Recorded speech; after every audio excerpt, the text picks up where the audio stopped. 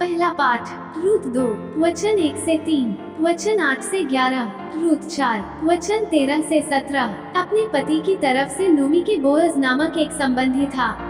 वह एलीमेलेक के कुल का बहुत धनी मनुष्य था। मोआबिन रूत ने नोमी से कहा, मुझे खेतों में जाने दीजिए। जो मुझ पर कृपा करेगा उसी के पीछे पीछे सिल्ला बीनना चाहती हूँ। उसने उत्तर दिया, बेटी जाओ। वो गई और खेतों में फसल काटने वालों के पीछे पीछे सिल्ला बीनने लगी। सौभाग्य से वह जिस खेत पर पहुंची वह एलीमेलेक के कुल के बोअज का ही था। बोअज ने रूत से कहा, बेटी सुनो, दूसरे खेत में सिल्ला बीनने मत जाओ, यहाँ रहो, मेरी नौकरानियों के साथ रहो। इसका ध्यान रखा करो कि किस खेत में फसल कट रही है और उनके पीछे पीछे चलो। मैं अपने नौकरों को आदेश दे चुका हूँ कि वे तुमको तंग न करें। यदि तुम्हें प्यास लगे तो नौकरों द्वारा भरे हुए घड़ों में से पानी पीने जाओ। रूत ने साष्टांग प्रणाम किया और कहा, मुझे आपकी कृपा दृष्टि कैसे प्राप्त हुई? मैं तो परदेशिनी हूँ और आप मेरी सुधि लेते हैं। बोअज ने उत्तर दिया, लोगों ने मुझे बताया कि तुमने अपने पति की मृत्यु के बाद अपनी सास के लिए क्या क्या किया है। तुम अपने माता पिता और अपनी जन्मभूमि को छोड़कर ऐसे लोगों के यहाँ चली आई हो जिन्हें तुम पहले नहीं जानती थी। बोअज ने रूत को अपनी पत्नी के रूप में अपनाया। बोअज का उससे संसर्ग हुआ। प्रभु की कृपा से रूत गर्भवती हो गई और उसने पुत्र प्रसव किया। स्त्रियों ने नोमी से कहा, धन्य है प्रभु, उसने अब आपको एक उत्तराधिकारी दिया है और उसका नाम इस्राएल में बना रहेगा। वह आपको नया जीवन प्रदान करेगा और बुढ़ापे में आपका सहारा होगा, क्योंकि आपकी बहू ने उसे जन्म दिया है। वह आपको प्यार करती है और आपके लिए 7 पुत्रों से भी बढ़कर है। नोमी ने शिशु को अपनी छाती से लगा लिया और उसका पालन पोषण किया। पड़ोस की स्त्रियों ने ये कहते हुए शिशु का नाम रखा, नोमी को पुत्र उत्पन्न हुआ है।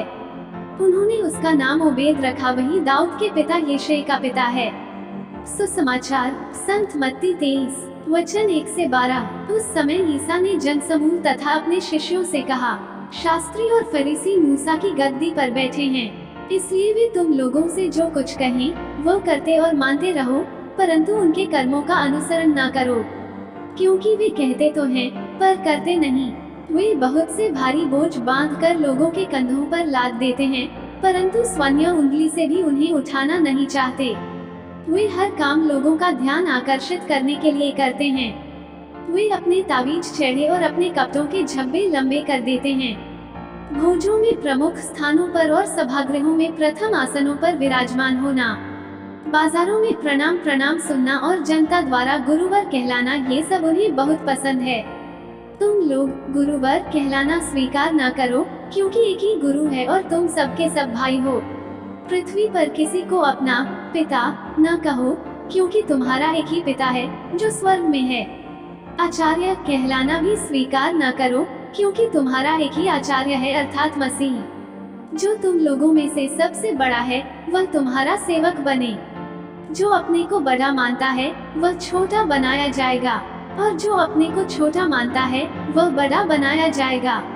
मनन चिंतन। कथनी और करनी में अंतर वाले लोगों से हमें हमेशा सावधान रहना चाहिए, क्योंकि वे सर्वप्रथम बुरा उदाहरण बनते हैं और दूसरा वे अच्छाई के रास्तों पर चलने वालों को निरुत्साहित करते हैं।